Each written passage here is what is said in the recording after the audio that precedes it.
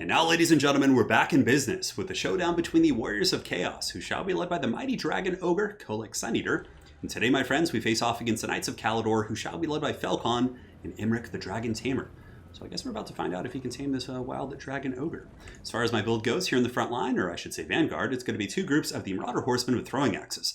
And I really like these guys when you're expecting heavy cat, so for example against Bretonnia, and if of course you're facing off against the Knights of Caledor, a bit of a tell that there's at least going to be some Fireborn, some Silver Helms, so I figured they would be a good pick. Granted, Felcon didn't go too heavy in the cav department. It's actually a pretty diverse army. He's got Shadow Warriors, he's got Silver and Guard, White Lions, Reavers. It's a very, very well-balanced army for sure. But he does have the Fireborn, so at the very least, the throwing axes should be able to kind of try and keep them in check. And on top of that, there's a big old dragon sitting overhead. The Marauder Horseman can kind of sit under it and put some good AP pressure on that big beastie. So two of those. For the front line, it is going to be Chaos Marauders going with a very strange Chaos army, but it is the nature of Chaos to be unpredictable, and I figured, hey, let's try something really off the rails and see how it does. So we have three groups of Chaos Marauders, three groups of Spawn, and one of them is going to be the Weird Spawn. And you know, Chaos Marauders, of course, aren't going to win any beauty contests against High Elf troops. They might do okay against High Elf Spearmen, but against Silver and Guard, White Lions, Swordmasters, Phoenix Guard, they're going to get smashed pretty bad. However, they have an HP pool of 7,000, and if you're able to stack the Spawn on them, it does address many of the weaknesses of the Chaos Spawn, which of course is their melee defense and their armor, because the Chaos Marauders will be taking most of the damage. So Spawn, kind of tanking spanking here in the front line. We got the Weird Spawn, we have Kolek as well.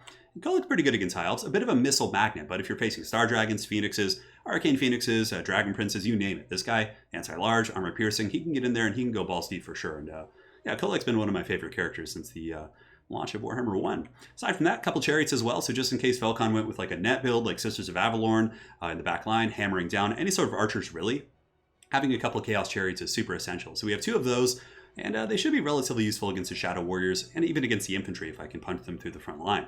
On top of that, we do have a Hell Cannon. This is probably the most wild pick here in this build, but basically, I kind of wanted to force Felcon to come to me, and Bolt Throwers, I guess, used to be somewhat common in this matchup to kind of deal with like Dragon Ogres and things like that, but I figured with Knights of Caledor, he would be coming in with a more aggressive build, so let's get the Hell Cannon, kind of force him to make the aggressive plays, at which point Kolek can counterpunch, and the Chariots can counterpunch as well. On top of that, against Fireborn and, you know, Dragon Princes, the Hell Cannon actually doesn't do fire damage. You think it would, since it's quite literally on fire, but I suppose that's the magical essence of Tzeentch, or whatever other Chaos God you want to attribute to this mighty Hell Cannon, but yeah, should be okay. We'll see how it does. In the back, we have some Chaos Warriors with Halberds defending the Hell Cannon, and that is it for my army. So now for Felcon.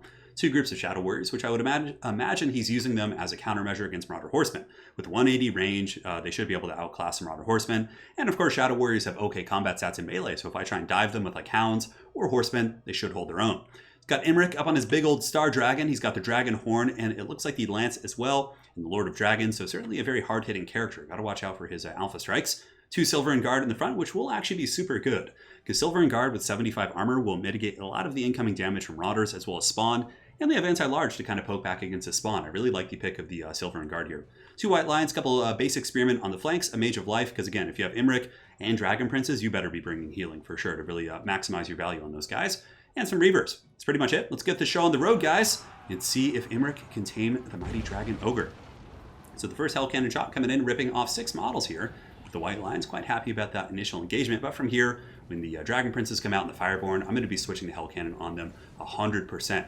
Hell Cannons aren't the most accurate artillery pieces in the game, but they do have a bit of a heat-seeking trick here, and you can see, you know, every model you take out of the Fireborn is great. High Elves obviously cannot resurrect models, so even if we just get one, I mean, obviously one isn't great, but if we could take out like 3 or 4 with each shot, that would be super cost-effective. So from here, I'm advancing with my main army, but I actually intend on falling back here. I'm just trying to delay the main engagement for as long as possible, maximizing the amount of the Fireborn I can then bring down with my Hell Cannon here in the back. So some of the Chariots are going to surge forward here. You can see the Reavers going around the back. Currently, my Halberds are actually hidden in the trees, so it kind of looks like the Hell Cannon is undefended. The mighty Blood buff has been popped, giving speed and vigor to the Hell Cannon, just trying to maximize my abilities here and use them every time they're off cooldown. And the Fireborn are down to 40 models, which is great. Here comes another Hell Cannon shot. Felcon trying his best to dodge it, but it doesn't seem to help too much. The Hell Cannon does trace and get some really good impact. Also going to be using Lord of the Storm on Kolek. I anticipated that the White Lions would walk right into it here, and it looks like we got an okay timing. I was just off. It does kind of clip the fronts of those White Lions, but it's really not going to be too much damage. So in the meantime, Breath Attack from the Star Dragon coming in, but the Hell Cannon was actually able to move sideways and juke it a little bit, so I saw the Breath Attack coming. I get the Horseman to counter throw up here at Imric, and I moved it sideways. So not all of the Breath Attack hit the Hell Cannon. Normally, of course, it probably would one-shot the Hell Cannon, but in this case, I was able to slightly dodge it, so certainly not a bad situation. In the front, Chariots are slamming in, Spawn are slamming into the Silver Guard as well, and we got a big old scrap, but Imric is going in balls deep. Halberds are going to be emerging from the tree line, and he does temporarily disable the Hell Cannon, but Kolek's coming in as well, as are the Reavers, so he might be able to shut down the Hell Cannon, but Imric did take quite a bit of damage in the process. Now on the front line, we have a big old monster mash fight here. You can see their Spearmen, I think Silver Guard here as well, and the Fireborn against my Spawn and Marauders. So certainly a very tough situation. Granted, that is why you bring Penumbral Pendulum in the Lore of Shadows, which you guys will be seeing here in just a moment.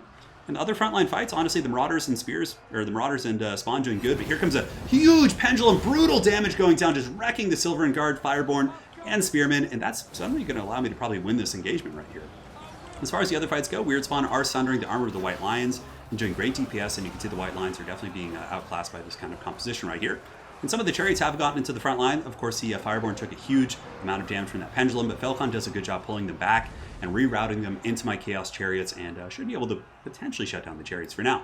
But in the back, though, a big issue for him is the fact that the Hell Cannon is still going and still shooting. Bounce Fire is pretty much dead even. It's a very, very close game. A lot of it is going to come down to the Imric play and, of course, Kolek play in the remainder of this game. We do use a Melkos here, trying to slow them down. Also get a little bit of a magic damage here on the Mighty Fireborn, and Kolek's kind of beelining it in. You should be able to smash a couple of these Fireborn. A couple actually do go down here, and it looks like Imric is going to be going down as well, but a huge shot from the Hell Cannon actually might break off the Fireborn, who then get terrified, and then suddenly Imric, the Mighty Dragon Tamer with all of his buffs popped, regrowth, Star Lance, a lot of good stuff going on, is alone. His stats are very good, of course, 70 and 60 with, a nice fire weakness, but the Lord of Dragons is keeping Kolek's stats down quite low, but we will be responding with an enfeebling foe here in just a second. And you also have to take into account that Imric is being attacked in the back by a character who hits relatively hard at 315, as well as some of the Spawn. So Bounce Fire is still relatively even, but on this flank we are able to break through. Chariots and Marauders and Spawn were able to bunker bust the front line, and are now chasing down the Shadow Warriors in the back, and Imric is looking like he's in a little bit of trouble. Surrounded here, the Mighty Kolek and the Spawn, and Spawn have really good mass, even if they don't do a ton of damage against Imric's armor, which I guess he's pretty low in the armor department right now. They should be able to pin him in place and allow Kolek to really smash. So Kolek did endure the Star Lance, and then from there was able to get his standard die, and the enfeebling foe also on Imric to really help him win that fight. And it looks like the Dragon Tamer of Caledor will fall before the Mighty Dragon Ogre Kolek, drowned in a sea of disturbing Chaos Spawn, and well, I guess Kolek is a kind of a Chaos Spawn of sorts. The Star Dragon does fall. So the Silver Guard rushing in, I think. No, those are just basic Spearmen to try and salvage their Lord here, but it looks like they're going to be run down by the Spawn as well. And the Hell Cannon is still freaking going. Even though the Hell Cannon only has 32 kills, pretty much every single one of those kills, with the exception of maybe like 6 of them from the White Lions in the beginning, are on Dragon Princes. So again, very, very good value from those bad boys. Here you can see the Chaos Chariots running through some of the Spearmen. Dragon Princes trying to charge in and peel those guys off, but with Kolek and a huge wave of the Chaos Spawn pushing in, it's going to be a very tough pickle here for these Fireborn to really fight this uphill battle. Looks like an Earthblood going down, maybe. No, Melkos Mystifying Miasma could be used here on the Fireborn to slow them down, and that is going to be triggering army losses as the Hell Cannon continues to pound into the Shadow Warriors at the back. So yeah, a lot of it just came down to Imric being caught there. It was a big Alpha Strike engagement. Both of us were very committed, but unfortunately his Fireborn, just like right when that happened, it was pretty unfortunate timing. They just got hammered by one of the Hell Cannon shots and broke off, and then suddenly Imric, though he's very powerful and maybe in a vacuum could actually duel Kolek with all those buffs active, the Lord of Dragons, the Star Lance, he would be hitting like a truck, but suddenly he was alone. And of course, Imric does not, I believe, have bonus versus large, whereas Kolek does. So even with a stat kind of debuff on Kolek, he can still be pretty consistent. Whereas Imric, with the, not Melkos Mystifying Miasma, but with the enfeebling foe, is going to have a little bit more trouble in that engagement. But yeah, I actually like this build. I felt going into the game, I really didn't feel confident. I was like, oh god, the Spawn are going to get picked apart by archers.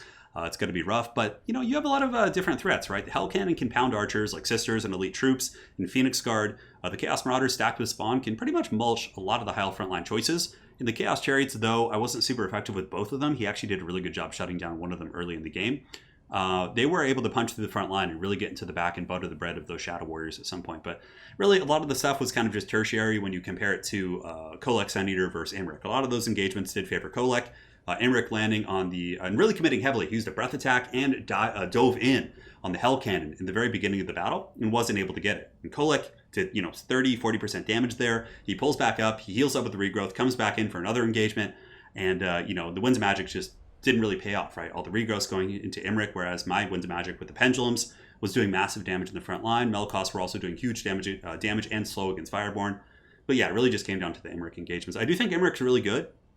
I don't know, I wonder how he would have been on his horse here. I think he has good AP. Granted, of course, he would lose to Kolek in a duel, but on horseback, he would have another 1,500 gold, I think. Yeah, 1,500 gold worth of stuff to invest in him, so it's something to think about. I don't really know how I would play this matchup with the new stuff. Let's actually go ahead and do a little bit of theory crafting. So very well played to Falcon. We played a couple games in this series, so those videos will be coming up as well very, very soon. There was one, he had a really good high elf one versus Greenskins.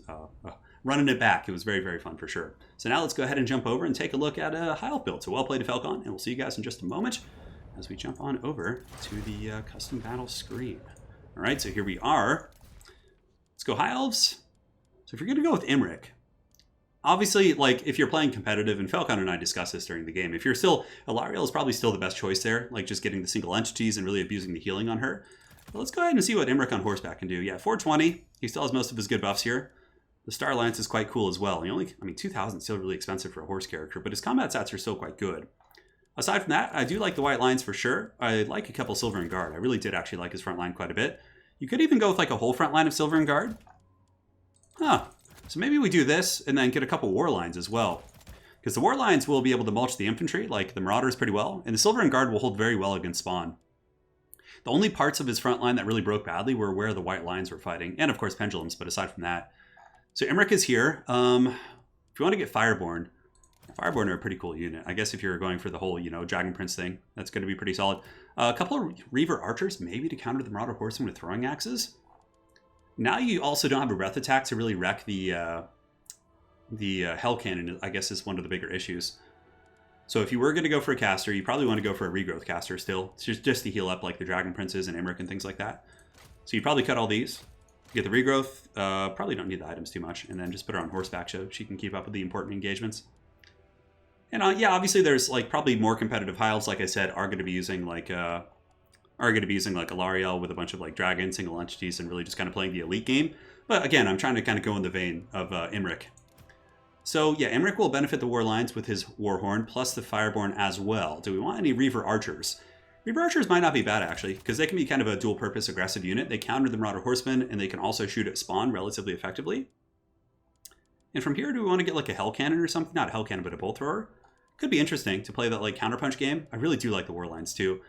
And I don't know, the Lion Chariots could be cool as well, but they're very expensive. I mean, God, high elves are just such an expensive faction in general. And they're not going to be super useful against like things like Kolek. That's my big concern right now is when I'm looking at this, I'm like, oh man, how do we deal with Kolek effectively? Yeah, you know, Fireborn can do it. Maybe we do bring like a very cheap dragon, like a Sun Dragon or something. I don't know, yeah, it's hard to say. Arcane Phoenix, what would we cut here? Silver and Guard, I suppose, are pretty expensive. So maybe we just go with a couple Silver and Guard in the front, and then a couple basic Spearmen on like the sides to you know, save a little bit of dough. White line infantry definitely do well. Chaos, if they go heavy infantry, you have the war lines to stack on top of the Silver and Guard. But again, if they go like Chosen and things like that, you might be in a little bit of trouble. Sorry guys, there's like a massive warplane flying overhead or something. Do we want to go with like Archers too? Like you go with like Sisters of Avalorn, you know, play that style of play. But again, I think with Imric, you probably want to go aggression. So you have like good battlefield control with the war lines, Fireborn, and Reavers. You should be able to shut down pretty much all of Chaos's mobility. So maybe here you do just go with a couple Shadow Warriors. Because they have the stock, they can avoid the Hell Cannon shots. Yeah, something like this I think would be cool. And you could just like chevron these guys up to just make them raid bosses. Yeah, I actually like this build. I think it'd be cool. Like you have anti-spawn with like 4 archers. So you have a little bit of extra AP with the war lines, Fireborn, and Imric on horse. It's just kind of a wider build. And yeah, I don't know how it would do, but something to think about. So well played. Hopefully you guys enjoyed this one. And we'll see you guys back with more content soon. Take care.